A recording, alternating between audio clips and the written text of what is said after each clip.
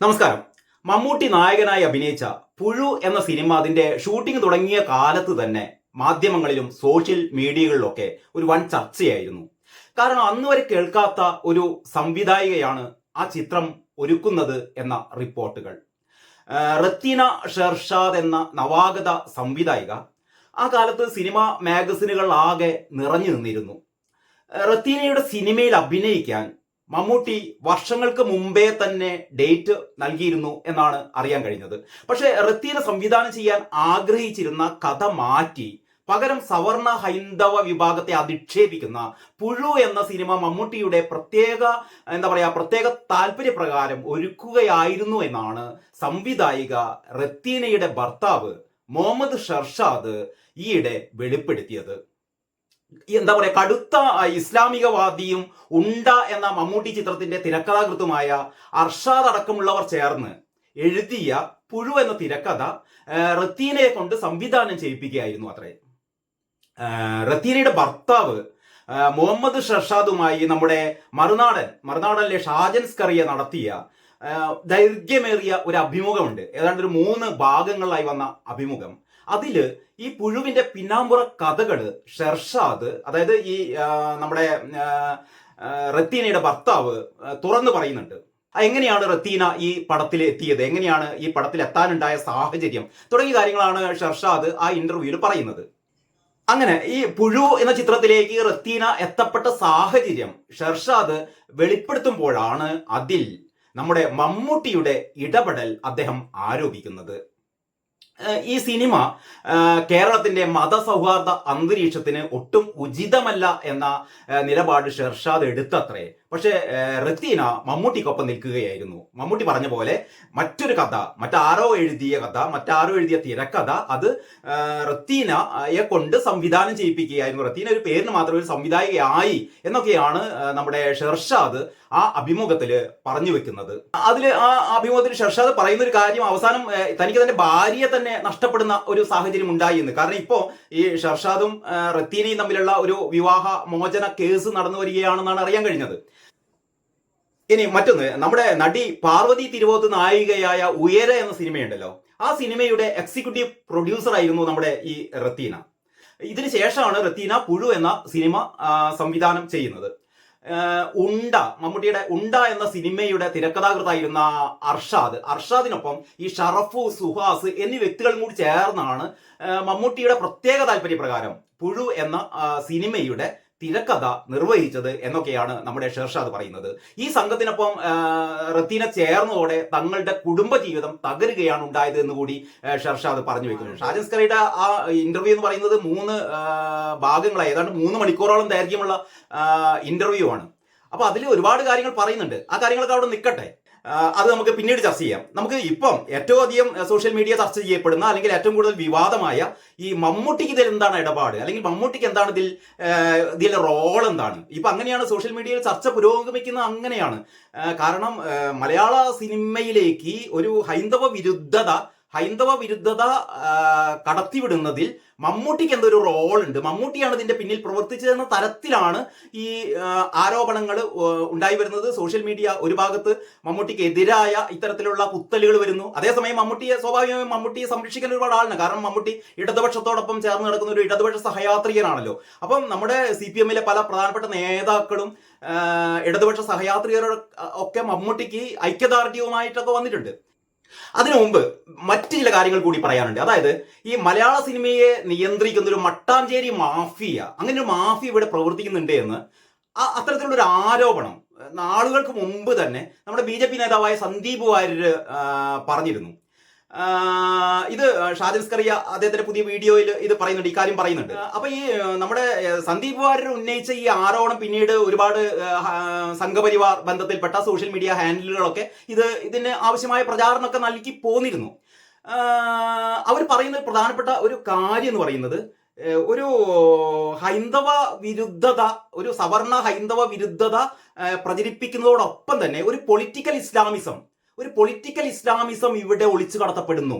ഈ മട്ടാഞ്ചേരി മാഫിയ, അതായത് ചില സിനിമകൾ ഇവിടെ നിർമ്മിക്കുന്നത് ഈ പ്രത്യേക ഗൂഢ താല്പര്യം മുന്നിൽ വെച്ചിട്ടാണ്. അതായത് പൊളിറ്റിക്കൽ ഇസ്ലാമിസം ഒളിച്ചു കടത്തപ്പെടുകയും അതേപോലെ തന്നെ ഹൈന്ദവ വിരുദ്ധ പ്രചരിപ്പിക്കുകയും ചെയ്യുന്ന ചില സിനിമകൾ, ആ സിനിമയ്ക്ക് ലാഭവും നഷ്ടമൊന്നും നോക്കാതെ അതിൽ പണം മുടക്കാൻ ചിലവരുണ്ട് എന്ന തരത്തിലുള്ള ഒരു ആരോപണമാണ് ഇതിന്റെ പിന്നാലെ, അല്ലെങ്കിൽ സന്ദീപ് വാര്യരുടെ ഈ ഒരു ആരോപണത്തെ തുടർന്ന് ഇങ്ങനെ ഒരു യാഥാർത്ഥ്യം മലയാള സിനിമയിൽ ഉണ്ട് എന്ന തരത്തിൽ എനിക്ക് തോന്നുന്നു ഈ വാര്യംകുന്നന്റെ ഒരു സിനിമയൊക്കെ ആഷിക് കപൂർ സംവിധാനം ചെയ്യാൻ വേണ്ടി തീരുമാനിച്ച പൃഥ്വിരാജ് നായകനായി അഭിനയിക്കാൻ പോകുന്ന ഒരു സിനിമയെ കുറിച്ചുള്ള ആലോചനയൊക്കെ നടന്നിരുന്നല്ലോ.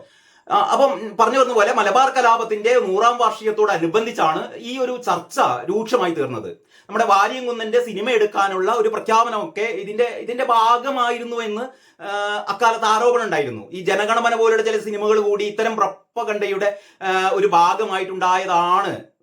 അങ്ങനെ ഏതാണ്ട് ആ ശ്രേണിയിൽപ്പെട്ട 2 സിനിമകളായിരുന്നു ഉണ്ടയും പുഴുവും. രണ്ടും മമ്മൂട്ടിയുടെ സിനിമകളാണല്ലോ. ഈ 2 സിനിമകളുടെയും തിരക്കഥയും സംവിധാനവും ഒക്കെ വളരെ ദുരൂഹമായിരുന്നു എന്ന ചർച്ചയാണ് ഇപ്പോൾ വളരെ വളരെ സജീവമായിക്കൊണ്ടിരിക്കുന്നത്. അതായത് പൊളിറ്റിക്കൽ ഇസ്ലാമിനെ ഒളിച്ചു കടത്താനുള്ള ഉപാധിയായി ആ മട്ടാഞ്ചേരി മാഫിയ സിനിമയിൽ നടത്തുന്ന ഇടപെടലുകൾ അതിനു മുന്നിൽ അറിഞ്ഞോ അറിയാതെയോ മമ്മൂട്ടിയും ഒരു ഭാഗമാണ് എന്ന തരത്തിലാണ് ഇപ്പോൾ സോഷ്യൽ മീഡിയയിൽ ചർച്ച കൊഴുക്കുന്നത്. ഈ സവർണരെ മനഃപൂർവ്വം കരിവാരി തേക്കുന്ന സിനിമ ഈ മമ്മൂട്ടി ചെയ്തത് അയാളുടെ ഉള്ളിലെ വർഗീയത കൊണ്ടാണ് എന്നും, ഈ മമ്മൂട്ടി സിനിമാ ലോകത്തെ ആകെ വർഗീയവൽക്കരിക്കുകയാണ് എന്നും വരെ ഈ സോഷ്യൽ മീഡിയയിൽ ആരോപണം വരുന്നുണ്ട്.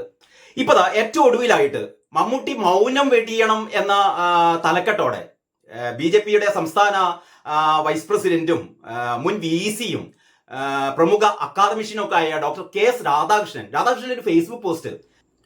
അപ്പൊ KS രാധാകൃഷ്ണന്റെ ഫേസ്ബുക്ക് പോസ്റ്റ് ഇങ്ങനെയാണ്. അതായത് ഈ മുഹമ്മദ് ഷർഷാദ് റത്തീന ദമ്പതികൾ മമ്മൂട്ടിയുടെ സുഹൃത്തുക്കളാണ് എന്ന് അവർ അവകാശപ്പെടുന്നു. മുഹമ്മദ് ഷർഷാദ് ബിസിനസ്സുകാരനാണ്, ജനനം ന്യൂമാഹിയിലാണ്, ഇപ്പോൾ മദിരാശിയിലാണ് താമസം. രത്തീന മലയാള സിനിമാ സംവിധായകയാണ്, ഇപ്പോൾ താമസം കൊച്ചിയിലാണ്. അവരുടെ വിവാഹബന്ധം തകർന്നിരിക്കുകയാണ്. ഈ തകർച്ചയ്ക്ക് കാരണം മമ്മൂട്ടിയും രാജേഷ് കൃഷ്ണയുമാണ് എന്നാണ് ഈ ഷർഷാദ് ആരോപിക്കുന്നത്. ഈ രാജേഷ് കൃഷ്ണ ലണ്ടനിൽ പ്രവർത്തിക്കുന്ന ഒരു ബിസിനസ്സുകാരനാണ്. അദ്ദേഹം ഇന്ത്യയിൽ പല സിനിമക്കാർക്കും പണം നൽകുന്ന ഒരു ജോലി കൂടി ചെയ്യുന്നുണ്ട്. രാജേഷ് കൃഷ്ണയ്ക്ക് MV ഗോവിന്ദൻ മാഷിന്റെ മകൻ ശ്യാമുമായിട്ടും മാർക്സിസ്റ്റ് പാർട്ടി നേതാക്കളായ നമ്മുടെ Thomas Isaac, Sreeramakrishnan, PK Biju, MV Rajesh, പിന്നെ മുഖ്യമന്ത്രിയുടെ പൊളിറ്റിക്കൽ സെക്രട്ടറി P ശശി എന്നിവരുമായിട്ടൊക്കെ അടുത്ത ബന്ധങ്ങളുണ്ട് എന്നും ഷർഷാദ് സാക്ഷ്യപ്പെടുത്തുന്നു. ഷെർഷാദിന്റെ കുടുംബ തകർച്ച അവരുടെ വ്യക്തിപരമായ ഒരു പ്രശ്നമാണ്. ആ നാടകത്തിൽ മമ്മൂട്ടി അഭിനയിച്ചോ എന്നത് മമ്മൂട്ടിയുടെ വ്യക്തിപരമായ പ്രശ്നമാണ്. അക്കാര്യത്തിൽ സമ്പൂർണമായ മൗനം പാലിക്കാൻ മമ്മൂട്ടിക്ക് അധികാരമുണ്ട്. എന്നാൽ മമ്മൂട്ടി ഒത്താശ ചെയ്തതിന്റെ ഫലമായി മതതീവ്രവാദ ശക്തികൾ മലയാള സിനിമയിൽ പണം മുടക്കുന്നുണ്ട് എന്ന ആരോപണവും ഷർഷാദ് ഉന്നയിച്ചിട്ടുണ്ട്. അവരാണ് പുഴു എന്ന സിനിമ നിർമ്മിച്ചത്. ആ സിനിമയിൽ ഹൈന്ദവ സവർണ സമുദായത്തെ ആക്ഷേപിക്കുന്നുണ്ട്. അങ്ങനെ ഒരു സമൂഹത്തെ അപ്പാടെ അവഹേളിക്കുന്ന സിനിമ തന്റെ ഭാര്യയുടെ ആദ്യ സിനിമയായി സംവിധാനം ചെയ്യപ്പെടുന്നതിൽ തനിക്ക് അതൃപ്തിയുണ്ട്. ഇക്കാര്യം താൻ മമ്മൂട്ടിയെ അറിയിച്ചതാണ് എന്നും ഷർഷാദ് ആരോപിക്കുന്നു. ഇതറിഞ്ഞിട്ടും മമ്മൂട്ടി ഒന്നും ചെയ്തിട്ടില്ല എന്നും അദ്ദേഹം പറയുന്നു. ഇത് ഗുരുതരമായ ആരോപണമാണ്. അതിന് മമ്മൂട്ടി മറുപടി പറയുക തന്നെ വേണം. വിദ്യാർത്ഥിയായിരുന്ന കാലത്ത് തനിക്ക് മമ്മൂട്ടിയെ അറിയാമായിരുന്നു. ഈ മഹാരാജാസ് കോളേജിലെ എൻ്റെ സീനിയർ വിദ്യാർത്ഥിയായിരുന്നു മമ്മൂട്ടി. ഈ അറബി ഭാഷയും സാഹിത്യവും പഠിച്ചാണ് അദ്ദേഹം BA ജയിച്ചത്. പിന്നീട് അറബി അധ്യാപകനായി തീർന്ന ആന്റണി പാലക്കനും ഈ ടൂറിസം വകുപ്പിലെ അസിസ്റ്റന്റ് ഡയറക്ടറായി വിരമിച്ച MA ബാലചന്ദ്രനുമായിരുന്നു അന്നത്തെ വലിയ നടന്മാർ. KSU നേതാവായിരുന്ന ആന്റണി പാലക്കനുമായി മമ്മൂട്ടിക്ക് അടുത്ത ബന്ധമുണ്ടായിരുന്നു. എനിക്ക് പരിചയമുള്ള മമ്മൂട്ടി രാജ്യദ്രോഹ ശക്തികളുമായി സന്ധി ചെയ്യുന്ന ആളല്ല. ഷർഷാദ് പറയുന്ന കാര്യങ്ങൾ ശരിയാണെങ്കിൽ മാർക്സിസ്റ്റ് പാർട്ടി സെക്രട്ടറി ഗോവിന്ദൻ മാഷിന്റെ മകൻ ശ്യാം വഴിവിട്ട മാർഗത്തിലൂടെ പണം സമ്പാദിക്കുന്നുണ്ട് എന്ന് കരുതേണ്ടി വരും. മാത്രമല്ല പാർട്ടിയുടെ വലിയ നേതാക്കൾക്കെല്ലാം രാജേഷ് കൃഷ്ണയുമായി അടുത്ത ബന്ധമുണ്ട് എന്ന് പറയുമ്പോൾ അത് ഒട്ടനവധി സംശയങ്ങൾ നമ്മുടെ മനസ്സിൽ ഉണർത്തും. അക്കാര്യം വിശദീകരിക്കേണ്ട ബാധ്യത മാർക്സിസ്റ്റ് പാർട്ടിക്കുമുണ്ട് എന്ന് പറഞ്ഞുകൊണ്ടാണ് നമ്മുടെ KS രാധാകൃഷ്ണൻ തന്റെ ഫേസ്ബുക്ക് പോസ്റ്റ് അവസാനിപ്പിക്കുന്നത്. ഈ വിവാദം അത്ര പെട്ടെന്നൊന്നും അവസാനിക്കുമെന്ന് തോന്നുന്നില്ല. കാരണം മലയാള സിനിമയെ കുറിച്ച് ഒരുപാട് ദുരൂഹതകൾ നിലനിൽക്കുന്നുണ്ട്. അതിന്റെ ഒക്കെ ഭാഗമായിട്ടാണ് ഇങ്ങനെ ഒരു ആരോപണം. അപ്പൊ ഈ ഷർഷാദ് ഉന്നയിക്കുന്ന ആരോപണങ്ങൾ ശരിയാണ് എന്നുള്ള രീതിയിലല്ല ഇത് അവതരിപ്പിച്ചത്. പക്ഷെ അന്വേഷിക്കേണ്ടതാണ്. കാരണം ഈ മലയാള സിനിമയുടെ ഒരു രീതിയെക്കുറിച്ച് നമ്മുടെ ജിതിൻ ജാക്കബിന്റെ ഒരു ഫേസ്ബുക്ക് പോസ്റ്റ് ഉണ്ടായിരുന്നു. ഞാനത് പറയാം, വഴിയെ മറ്റൊരു വീഡിയോയിൽ പറയാം.